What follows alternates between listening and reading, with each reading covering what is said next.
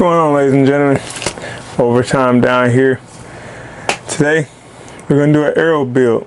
We're down here in the shop, archery shop. You see we got everything cleared off, ready to go. Got my mouse pad, I got my wraps, I got my fletchings. Most important, we got the arrows. So today, this is not a project for me. This is a project for my partner Brett Smith. Brett is huge on speed. You know, he'll take the shock in the hand or whatever it is, the vibration for speed.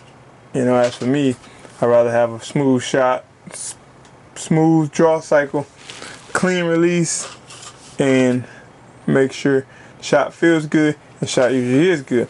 As long as I'm shooting around 300 feet per second, which I am, I'm fine with. So Brett is very, as I like to call him, by industry, but what I really mean is professional. You know, he wants everything to be precise to a certain way, to a certain thing, and certain this. So Brett is focusing on getting speed with an arrow that is heavy enough to penetrate. He has a story, I think the deer is called 140, that he shot last year, and he didn't have enough penetration, and the arrow hit the deer, and he still has pictures to this day. The deer showing up on cams now in velvet. Hit his rib cage and slid down instead of penetrating at a quarter shot. So he's in this stage now before we get in the season where he wants to trial and error and test out a lot of different arrows and figure out which one is going to give him the fastest speed, least amount of pin gap, heavy penetration, and most of all, put down a deer. So what he sent me this time, here we got some Victory Archery Vape 300 Elites. So pretty small spine, pretty small, or small flex, thin spine, Vape .166. Here we have a pair of Alpaca Inserts. Not sure exactly how much those weigh, so we'll go ahead and get the scale out. We're going to find out. And then we're going to put one inside the arrow. We're going to weigh the whole arrow as a whole, so you guys know where the weight is as a whole. And then we'll see where we end up after I'm done making arrows. So 35 grain insert.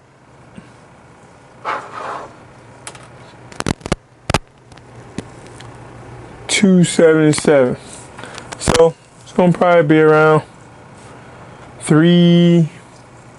So about by the time we cut off down to his length and everything, we're about 305. Shooting 100 grain insert, or 100 grain arrow or tip. So that'll put him at 405, which is about what he want to be at. So now again, with the Outserts, Victory, they come with Outserts, not so much inserts. And I shoot the Victory TKOs, rip TKOs when I'm hunting. But right now, to save my 3D targets, I'm shooting my Eastern Access because they don't have the Outserts. I have a little more pin gap at the moment, but that's okay.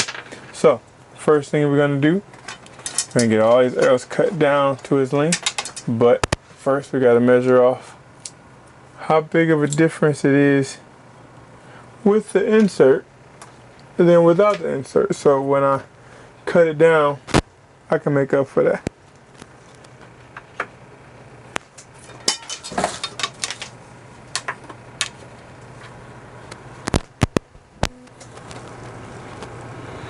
So the insert is about a little less than an inch gap. So what I need to do is cut these down.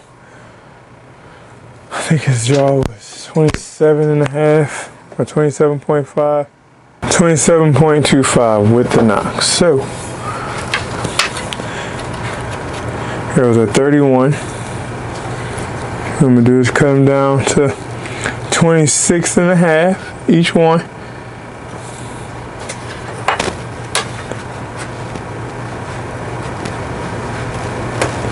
And that will make a difference. So we're going to do first, we're going to get them all cut down, and then we'll move on to the next part, to wrapping the veins. So right here I got a little tape drawn on the wood. I shoot my arrows at 31.5, so I really should take a little smidgen off of mine. So here's going to be at 27.25. Like I said, it's an inch with the inserts. So I'm going to put them there. Take my marker.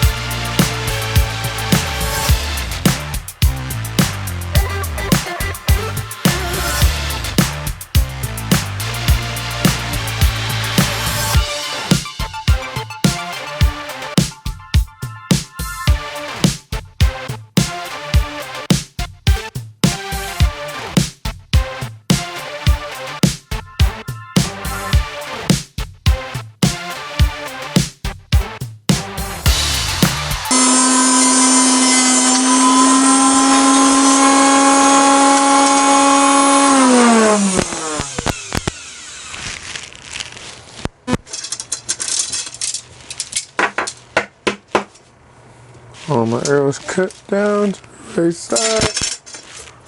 Go ahead and give them a good spin. Make sure they're cleared out.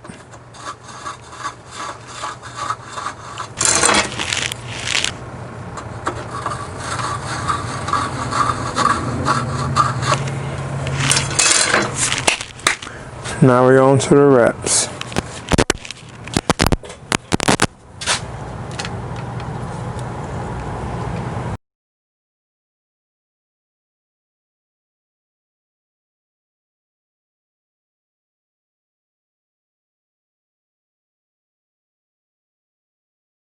Now it's time to wrap the arrows. The wrapping part, probably the most simple, but also the most tedious and detailed thing. So as you see, I got a razor blade and I got my veins on my wraps. Alright. So for Brett, I'm just gonna use the white wraps. For myself, I have my own custom overtime wraps that I like to put on my arrows. But since Brett ain't overtime, he's only gonna get the white ones. But well, the way I was taught was, in order to get your best stick on the vein, you gotta keep your grease off. And our fingers are naturally greasy, so you gotta take a razor blade to get underneath the wrap. Use the tip of your nail to pull it off without getting my finger on it. Then you want to line it up and also get your mouse pad, or you can get the John Daly knock-on pad. I know a lot of people like that just because it's John Daly and they got the knock-on, which is pretty cool. But you line it up even with the edge of the mat, and then you take your arrow, you line it up at the edge of the knot and the arrow. Make sure it's lined up evenly. Then you roll it across, get a nice even roll. Then you roll the last seam down, make sure it sticks. Alright, so and you repeat that process through all 6 arrows. Now, you don't have to put wraps on your arrows. I know with my practice arrows and the ones I use for league, I do not put wraps on. I just put the veins straight to the arrow. They do stick better, the veins do stick better to the wrap, but my main reason for putting wraps on these, I'm doing the first 6, I'm gonna do another 6 without. But I'm thinking of it as he's gonna use half the batch for his hunting arrows, like I do, and the other half for practice. So the ones with wraps will be for hunting. Why? I can see my blood on the wraps much easier. In the daytime, especially. At night, put my flashlight on, it's either gonna glow bright red, it's gonna have bubbles, it's gonna be dark red, it's gonna be purple, it's gonna be green from a gut shot. Hopefully we don't have any of those green gut shots, but sometimes it happens. For my practice arrows, I don't care so much about wrapping because I'm not worried about the blood. I'm just shooting to shoot. And now when I do league or practice, I'm trying to do 5 spots at the archery range unless I'm in the yard. If I'm in the yard, I'm doing my target, and that's usually when I steal Robin Hood or split the knot. But it happens. It's cool, but it's expensive. Remember, the key is when you're wrapping these, doing the wraps, do not let your fingers get on the outside. Because if you do, then you have to spend time rubbing arrows down with alcohol before you can get to putting the veins up.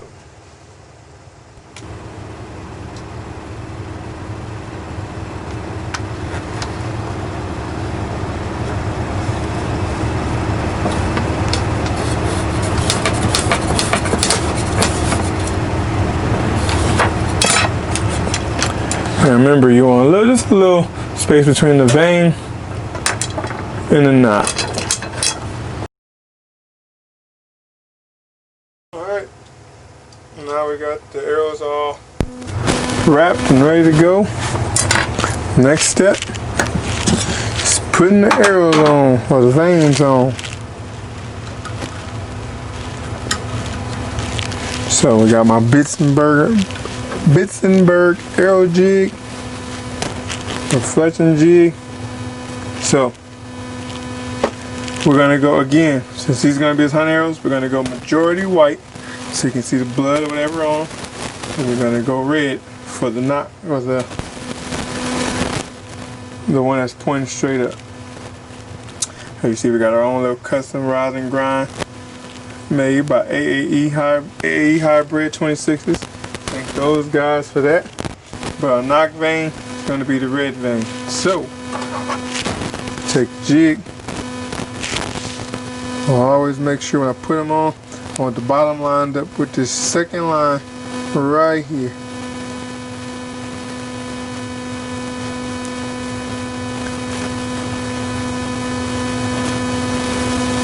Alright, get as close as I can.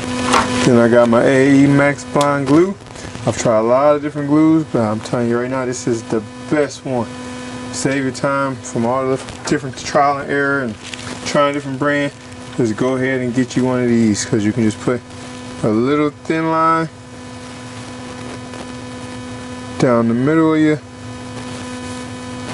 vein, but you run a little glue strip down the middle. Don't need much. And you take the tip, just a tip, and you dab the glue all the way up to make it spread. Then make sure this is seated all the way down in there. Make sure you got all the way aligned before we push the jig down. Flush on the bottom. Put it up against there. Another reason I like this Max Fine glue, you don't have to leave it on that long. I leave it about 5-10 seconds. Then I can move on, take it off, and get the next one on there. Wipe off the excess glue that's spilled out.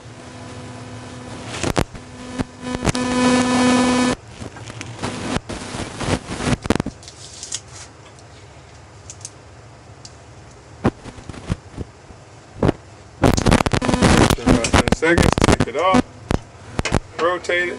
Now we're going to put the white on.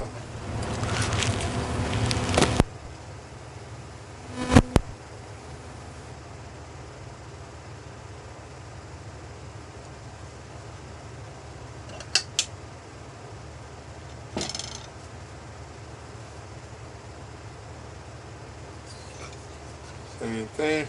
Take the glue. Little tip I learned from John Daly watching his videos. You run your fingers along the outside. Rest your pinky finger along that.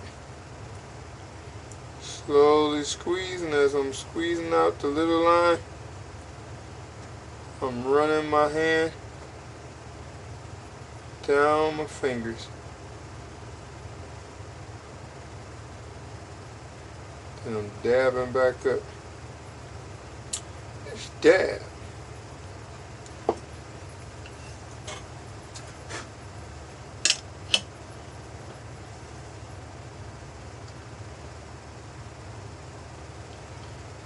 Push it on there.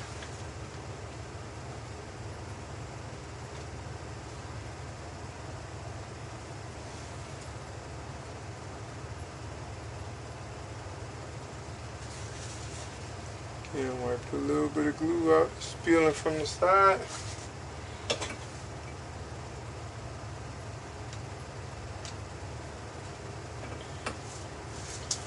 Make sure it's seated all the way around.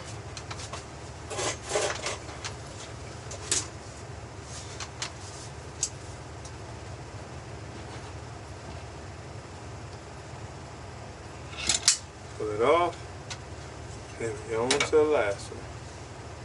I'm just a basic 3-fletch kind of guy. I know in the world today, Deli, I don't know if he was the first one to do it, but he posted and does a lot of the 4-fletch. I know a lot of people when they switched over to 4-fletch, and the reason was because John Deli does it.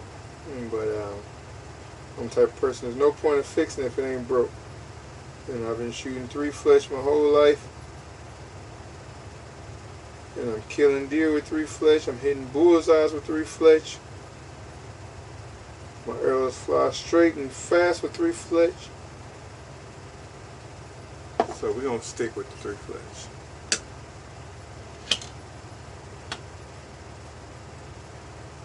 But cool thing about this jig is, if the person I was fletching arrows for wanted to switch to 4-fletch, all I have to do here is take an Allen key, whichever one size is, and set this in. Right now this is at 120, so it's 360 degrees is a full circle, so every 120 degrees it's gonna knock, click, click, click.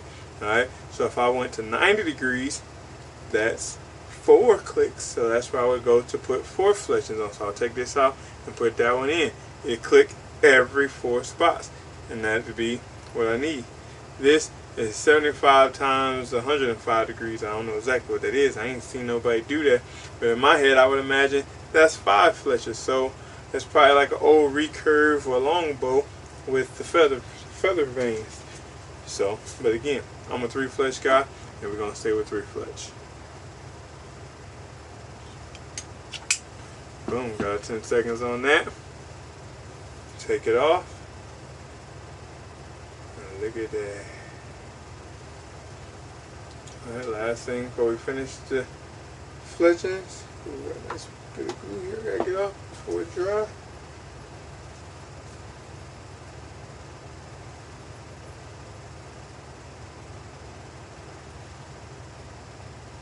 Alright, so now, last thing, take the glue and put a little dab at the top.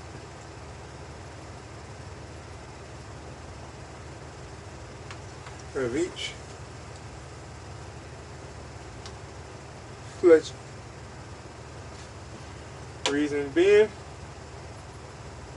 if I shoot into the target or whatever it is in the pass through, I won't be losing my fletching on the pass through. That'll help it stay on there as tight as possible.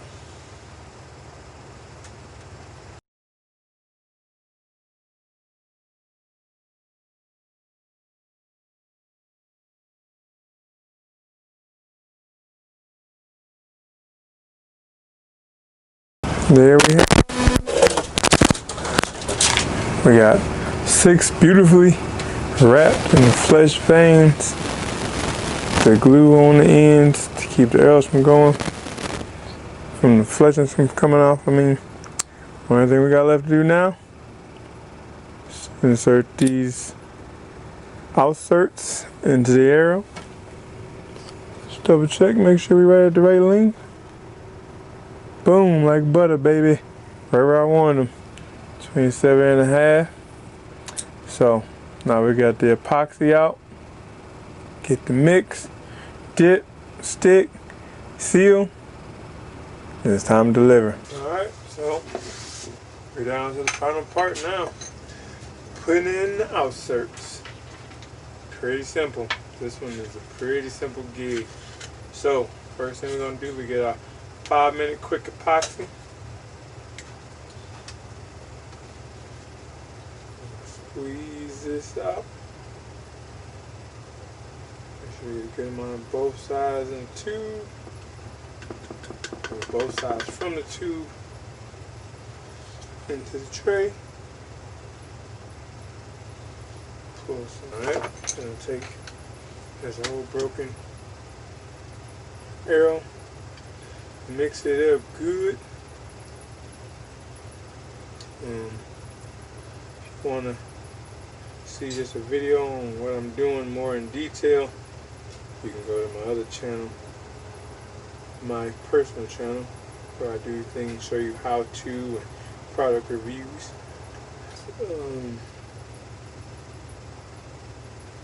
But we're gonna get these good and mixed.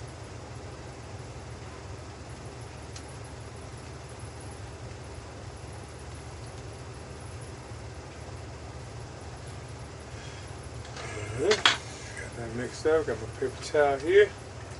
Now this is literally pretty simple. What we're gonna do, we're gonna dip the end in there into the epoxy. Let that little bit drip.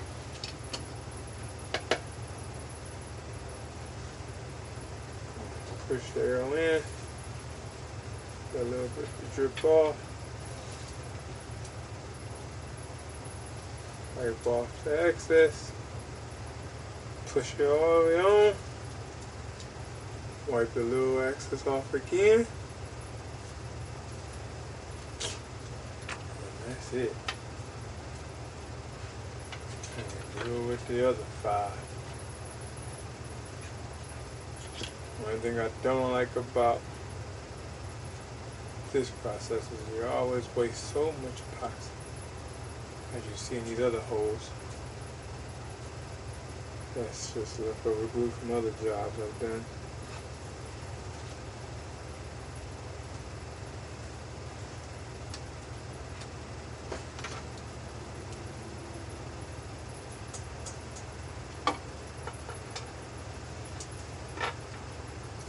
And that's it. And there we have it, folks. We have his 6 hunting arrows, wrapped, fletched, cut, and ready to go. And there you have it, folks. Got the Victory Vape Elite 300 grain, 166, thin stiff. We got them all wrapped, fletched, inserted, and ready to rock. So, one thing we gotta do now, get them packed up, get them sent out to Brett, and let him send them, and tell me what he think. But alright guys, there we go. 27.5 inch Victory Vapes, 1.166 Elite 300s. I'm curious to see how these do. I don't know. I like how thin they are. Remind me of the FMJs, but without the aluminum wrap, so you don't got to worry about them denting. But I might just have to switch over to these ones myself. They weighed out at 301, 302, so you definitely get the speed. That is 100 grain tip or broadhead or field point. You'll be shooting 401, 402. If you shoot 125, you'll be shooting 427, 426. So plenty of speed. That's not going to be a question at all. But that's going to be it with that one, guys. All right. Catch you in the field. And remember, rise and grind.